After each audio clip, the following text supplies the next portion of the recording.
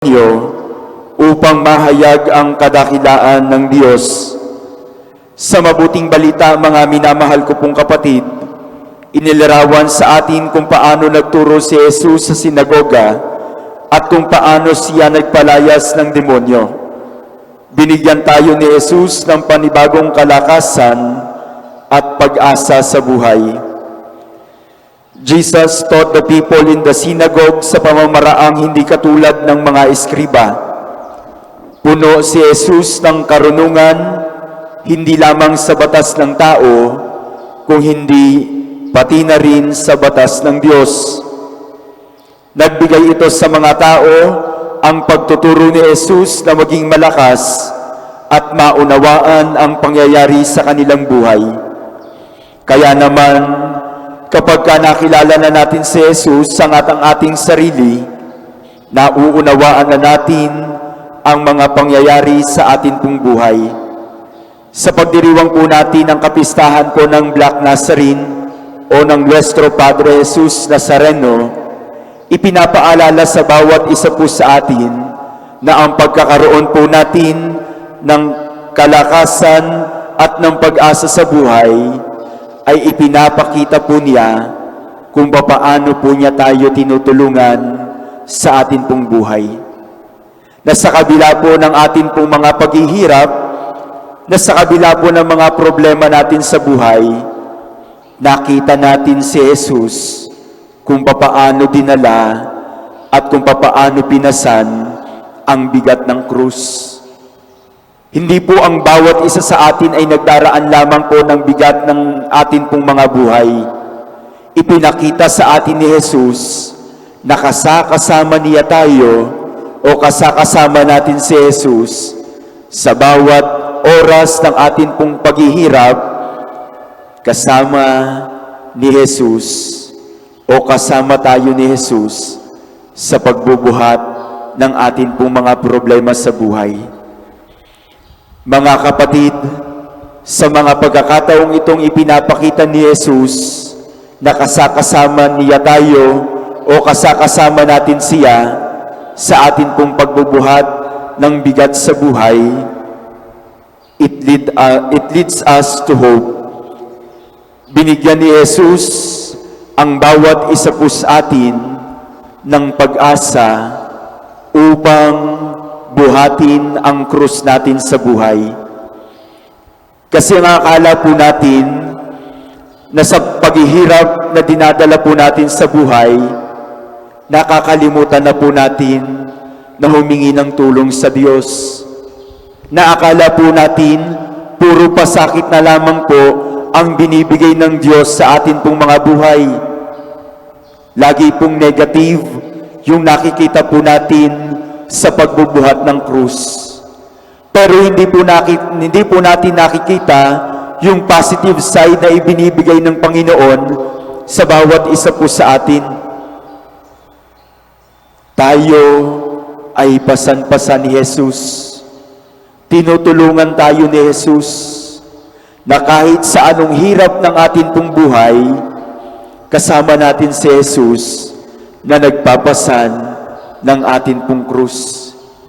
Kaya nga po mga binamahal ko pong kapatid, kahit anong bigat ng paghihirap natin sa buhay, kahit anong bigat ng pagsubok natin sa buhay, lagi natin tignan si Jesus.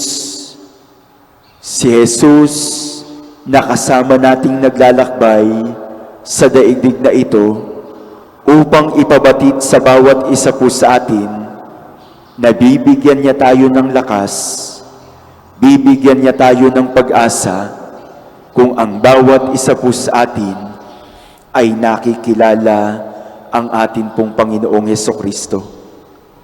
Binibigyan niya tayo ng pag-asa katulad ng pagbibigay ni Jesus ng pag-asa sa isang lalaki na nabuhay ng kasiyasiya sa harapan ng Diyos. Kung paanong tinulungan ni Jesus at pinalayas ang masamang espiritu upang maipakita sa bawat isa po sa atin na ganoon ang kapangyarihan ng Diyos. Na si Jesus na sa kabila po ng atin pong paghihirap, na sa kabila po ng Sa sabi po ng demonyo sa tao pong ito, binigyan niya tayo ng pag-asa upang sa bawat pag-aalinlangan natin sa buhay, na ang akala po natin puro masasama na lamang po ang dumarating sa atin pong buhay, pag-asa ang dulot ni Jesus sa atin pong buhay. Katulad po sa unang pagbasa, kung papaanong ipinakita ito kay Ana, that whoever comes to Him with faith, God will answer their prayers. Kaya nga po, sa inyo pong pamimintuho sa Black Nazarene, sa atin pong Padre Jesus Nazareno, sana po makita po natin yung pag-asa. Pag-asa na sa kabila na kahit matagal na ibinibigay ng Diyos o ibibigay ng Diyos yung atin pong mga kahilingan, mayroon pa rin pong pag-asa sa atin pong mga buhay.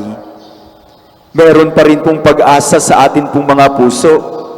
Kaya kung makikita po natin yung mga deboto doon po sa Quiapo, na kahit na anong hirap yung suungin nila, makita nila yung Black Nazarene, makapagpahid sila doon sa Jesus Nazareno na iginagala po doon po sa Quiapo, na inililibot po doon po sa Manila.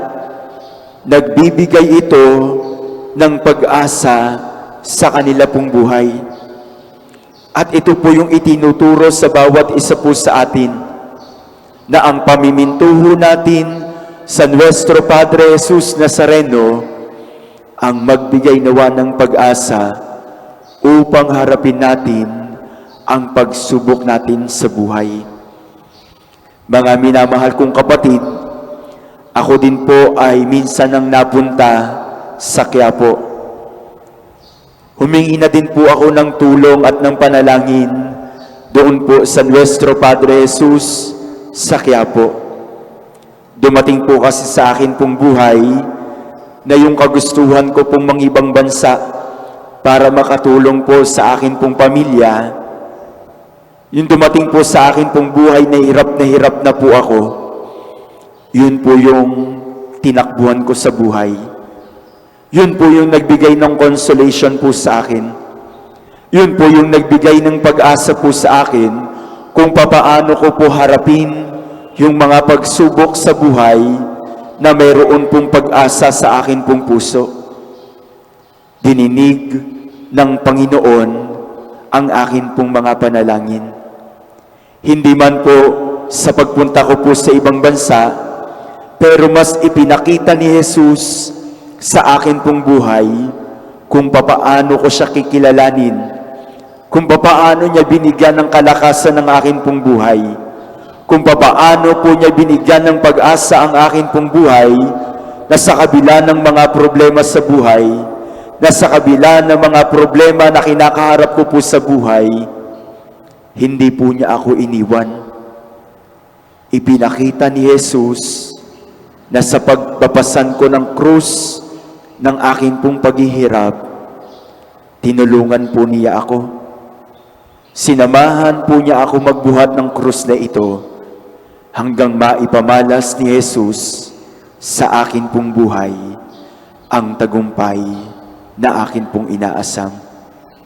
Hindi man po sa pangingibang bansa, hindi man po sa pagbibigay ng mga material na bagay, pero ipinakita ni Jesus ang kalakasan at pag-asa sa akin pong buhay sa pamamagitan ng paglilingkod sa akin pong kapwa, sa pamamagitan ng paglilingkod sa Kanya. Kaya po mga minamahal ko pong kapatid, ngayon pong nasa karaniwang panahon na po tayo ng simbahan, ipinakita o ipapakita pa sa bawat isa po sa atin ang public ministry ni Jesus. Kung papaano siya nangaral, kung papaano siya nagpagaling ng mga may sakit, kung papaano siya nagpalayas ng demonyo, sapagkat ibinibigay sa bawat isa sa atin ang pag-asa sa atin pong buhay. Sa mga nagdedeboto, sa mga deboto, ng Nuestro Padre Jesus Nazareno dito po sa atin pong lugar. Sana po lubusan po natin kilalanin si Jesus. Lubusan po natin na kilalanin ang atin pong sarili, sapagkat kapag ka nagtagpo si Jesus ang atin pong sarili, makikita po natin ang kalakasan at ang pag-asa na dulot ng Black Nazarene. Hindi na lamang po tayo magdedeboto sa pamamagitan ng atin pong mga salita at ng atin pong mga labi, kung hindi ang pagdedeboto natin sa Black Nazarene ay manggagaling na sa atin pong mga puso. Makapagpapabago na ng atin pong mga buhay at makikita na natin ang kalakasan at pag-asa na hatid ng Nuestro Padre Jesus Nazareno sa atin pong mga buhay. Patuloy tayong lumapit sa Panginoon, patuloy po tayong manalangin sa Panginoon, patuloy po tayong humingi ng paggabay sa Panginoon, na sa kabila ng paghihirap natin, makita natin na kasama natin si Jesus sa pagbubuhat ng krus sa atin pong mga buhay. Amen.